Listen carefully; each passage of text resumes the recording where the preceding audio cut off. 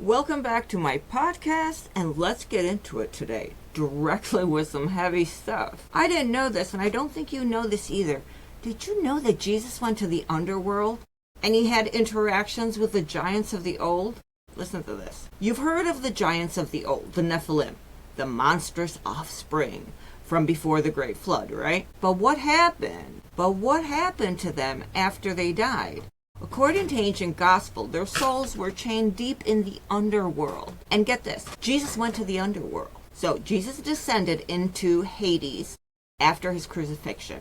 He came face to face with them. This is the forgotten story the Bible buried with this, and it's wild. Okay, so here's the full story about Jesus's journey into the underworld, and it's according to the Gospel of Nicodemus, stitched together from its older surviving versions, so you get the whole sequence before we go into myth.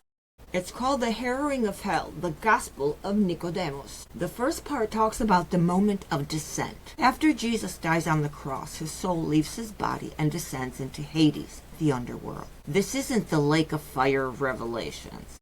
It's the shadowy realm where the dead await judgment. The underworld is ruled by Hades,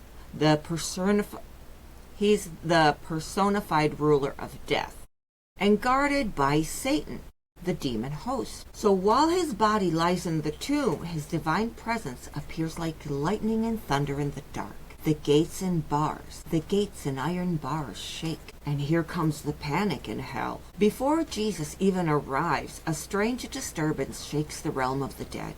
Two mysterious figures appear, Enoch and Elijah, both taken alive into heaven in the Old Testament, and never having tasted death. So they tell the souls trapped there. This is the day of salvation. The Son of God will come to break these bonds and lead the righteous into paradise. First question that comes to mind is, why are the righteous in hell? Who made these mistakes? Who sent them there? Hades at this point is terrified. He knows the ancient prophecies, that one day a deliverer would tear down the gates. Satan mocks him, claiming that he has overcome every man since Adam. But Hades answers, "You have always conquered the strong, but this one, I fear, will destroy us." The gates shatter. Suddenly a great voice booms, "Lift up your gates, O princes! Lift up your gates, O princes, and be lifted up. Lift up your gates, O princes, and be lifted up, you everlasting doors, and the King of Glory shall come in." The gates refuse, and the voice repeats. Satan demands to know, "Who is King of Glory?" The reply comes, "The Lord strong and mighty, the Lord mighty in battle." And with that, Jesus appears in radiant power, brighter than the sun. The gates and locks splinter. Hades is thrown into chains. Satan is bound and handed over to the angels to be taken into the abyss. I never heard this story. This is insane. I love it. The righteous freed. So Jesus stretches out his hand to Adam, the first man, and says, "Peace be with you, and to all my righteous ones." Why is Adam in hell? One by one he calls out the patriarchs, prophets, and saints: Abel, Noah, Abraham, Moses, David, Isaiah, John the Baptist, all the righteous who had died in faith. They gather around him worshiping. Insane, right? Among the prisoners are the spirits of the giants from before the flood, violent, corrupted, offspring of the sons of God and the human women. They are described as vast, monstrous spirits who had terrified the earth.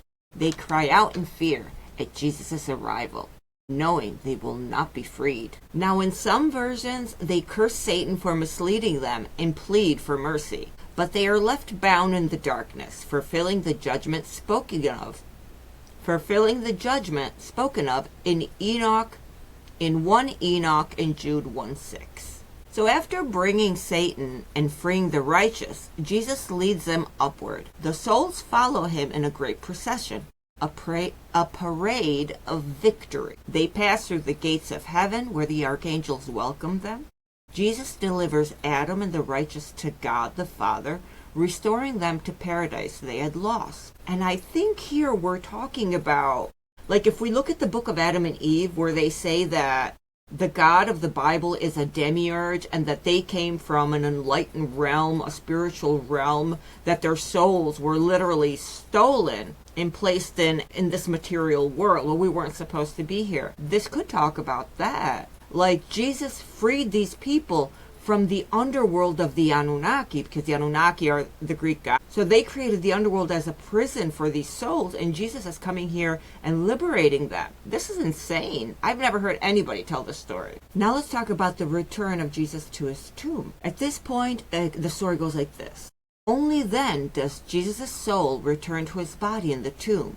On the third day he rises, and the souls he freed enter heaven forever. So what do you all think about this? It makes sense. That's what he was doing for the 3 days of the resurrection process. So what do you think? I kind of resonate with the story. But as always, tell me what you think in the comments.